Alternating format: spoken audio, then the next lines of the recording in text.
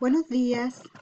Esta clase, microclase o cápsula, corresponde a la clase del día lunes 3 de mayo. Como ustedes pueden ver en la pantalla, anunciamos el inicio del estudio de la literatura hebrea. ¿Mm? Eh, Nos vamos a adentrar en una de las curiosidades más grandes de la literatura universal, una de las obras más importantes, más famosas y de mayor trascendencia de la literatura universal.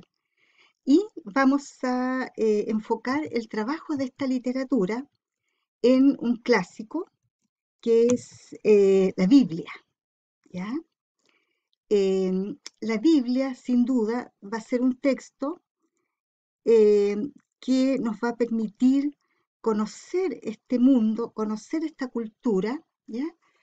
Desde una mirada científica, diríamos técnica, con rigor, que son los estudios literarios. Estamos situados en una época que nos habla de un texto que fue escrito en el transcurso de aproximadamente 1000 años. ¿M? Eh, Aunque contiene textos, es una compilación en el fondo, ¿no es cierto? Particularmente el Antiguo Testamento, de textos que nos hablan de la historia del pueblo hebreo. ¿M? Entonces, la escritura, la composición, diríamos, de esta gran obra compuesta de varios libros, se sitúa entre el año 900 Cristo al año 100 después de Cristo. O sea, como ponemos allí, ¿no es cierto?, en el transcurso de 1000 años. Siempre esto es aproximadamente, nunca son números exactos, fechas exactas, eso lo hemos conversado. Es muy difícil, ¿no es cierto?, de hablar de fechas exactas, con rigor. Y siempre yo les voy dando, ¿no es cierto?, diciendo que son distintas miradas, que existen otras percepciones, otros cálculos cuando se trata de fecha. Eh, Decimos esto para no casarnos así de manera taxativa con ninguna, porque somos estudiosos de la literatura, estamos abiertos a todas las teorías y posturas. Bien, decimos que es la obra literaria que mayor influencia ha ejercido, mayor y más honda y duradera tenemos aquí, fíjense, en todas las manifestaciones de nuestra cultura. La Biblia permea todo el pensamiento occidental, ¿ya? Permea toda nuestra literatura.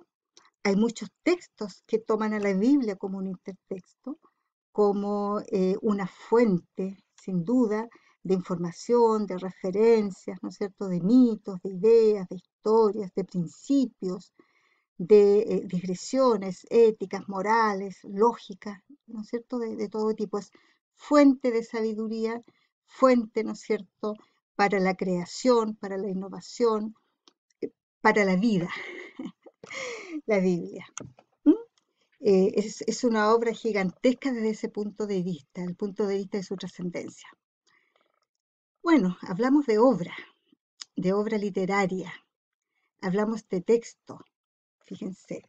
No hay en el mundo ninguna obra literaria, ¿se fijan?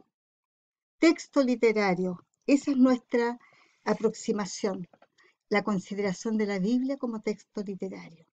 Ya hemos adelantado algunas cosas en relación con el concepto de literatura, vamos a ahondar la próxima clase porque es un texto literario, ¿ya? La Biblia, pero vamos entregando algunos antecedentes. Bueno, el origen de este nombre, ¿no es cierto? La palabra Biblia es el plural del nombre griego, biblión, significa libro. Esta definición, ¿no es cierto? Esta aproximación o esta búsqueda del origen de la palabra tiene este sustento, este soporte, amén de que existan otros.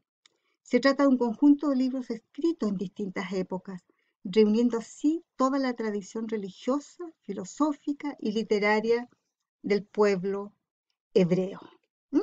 Así como encontramos, ¿no es cierto?, con el descubrimiento del sánscrito, la literatura de la India más antigua, ¿no es cierto?, este acopio, diríamos, cultural de las costumbres, de la vida religiosa, de sus creencias, ¿no es cierto?, el sistema valórico, filosófico, la cosmovisión. La Biblia hace lo mismo, ¿no es cierto?, acá con el pueblo hebreo. Tiene dos partes importantes, el Antiguo y el Nuevo Testamento. El Antiguo, ¿no es cierto?, narra la historia del pueblo hebreo, esto es anterior al nacimiento de Jesucristo, tiempos remotos, ¿no es cierto?, remotos, donde está, entre otras cosas, el diluvio universal, cuyo tema, ¿no es cierto?, texto, historia, leyenda, mitos, ya conocimos con la historia de Gilgamesh. Y luego, desde el nacimiento de Jesucristo en adelante, el Nuevo Testamento. ¿Ya? El Antiguo Testamento está escrito casi en su totalidad en hebreo, lengua del grupo semítico, en el que está también el árabe, el asirio, babilónico, fenicio y arameo, lenguas, ¿no es cierto?, antiguas.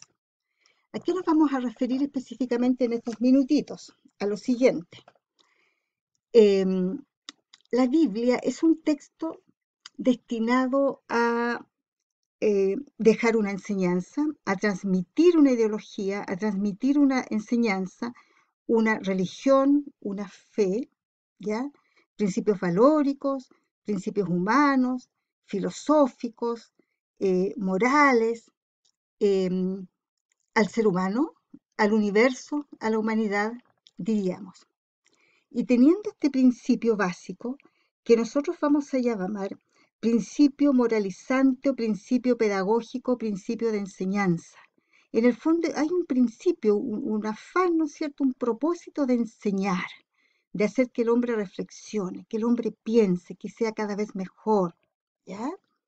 Entonces utiliza una técnica que le permite aquello, que le permite, ¿no es cierto?, mediante repeticiones, mediante ciertas estructuras verbales, que se vaya grabando esto en la mente, el contenido, el significado, el sentido. Usa diversos recursos mnemotécnicos y entre ellos, el verso. ¿Qué tipo de verso usa la Biblia? ¿Ya? Bueno, entre ellos usa el verso. El verso hebreo sirve, ¿no es cierto?, para fijar contenidos en la memoria. Así tenemos, ¿no es cierto?, un ritmo particular que es un ritmo basado en la asociación mental de dos o más conceptos o imágenes que se repiten, se oponen, no se complementan entre sí.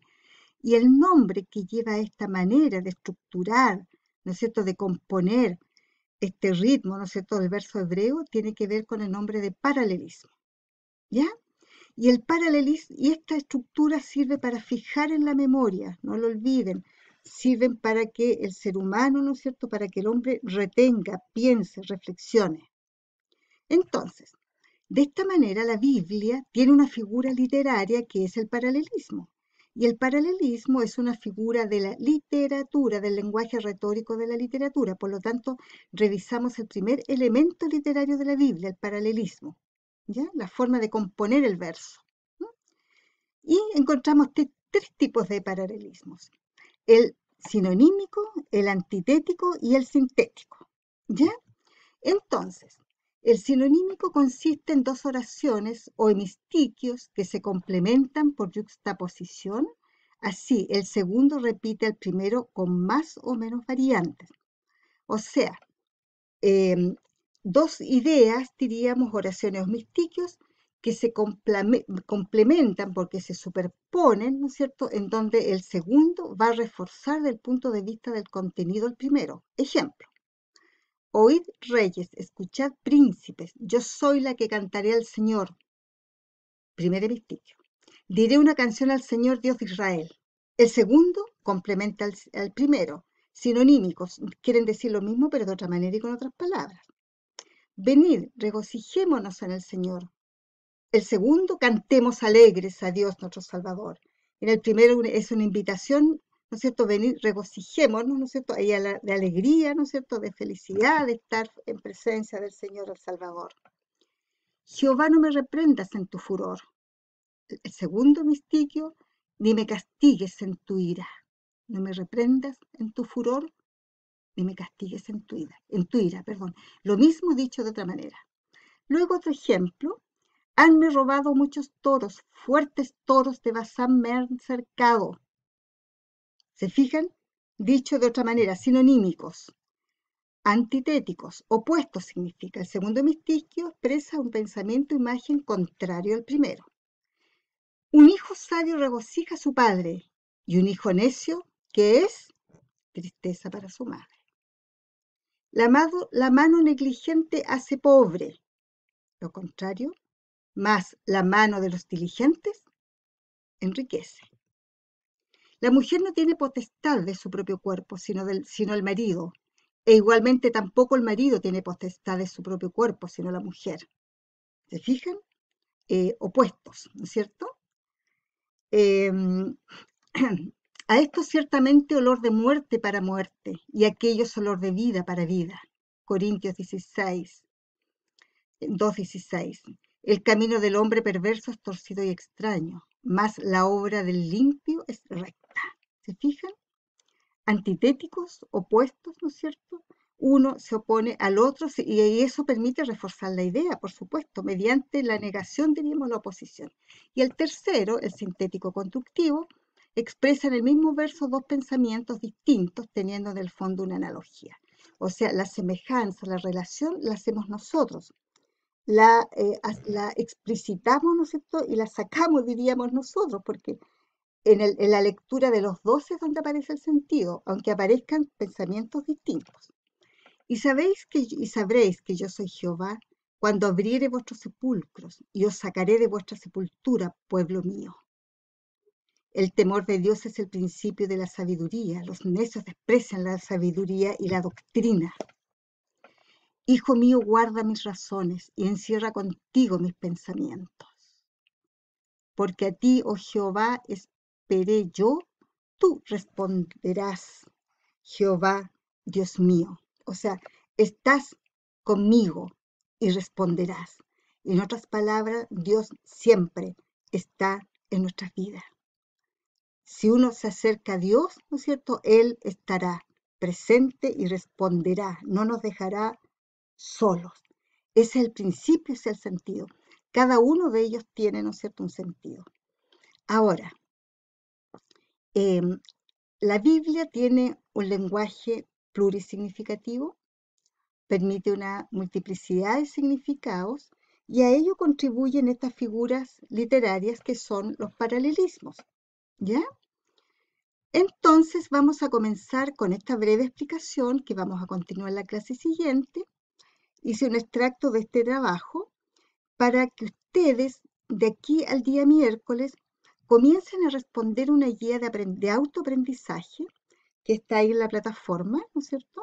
En trabajo individual, una reflexión acerca de la Biblia y acerca de su composición y del por qué respondemos a la pregunta y cómo respondemos a la pregunta de por qué es un texto literario. ¿Ya? Respondan esa guía, busquen ejemplos de paralelismos en la Biblia, por favor, y váyanlos citando de esta manera. Pongan dónde está, ¿no es cierto? Pongan el versículo, el capítulo, el versículo, ¿no es cierto? Para que nosotros con las ayudantes, cuando revisemos su trabajo, vayamos mirando y vayamos viendo. ¿Ya? Entonces vamos a quedar hasta aquí. Los invito a responder la guía siguiendo estos ejemplos y esta manera de trabajar. Bien, nos encontramos el día miércoles a las 8:10.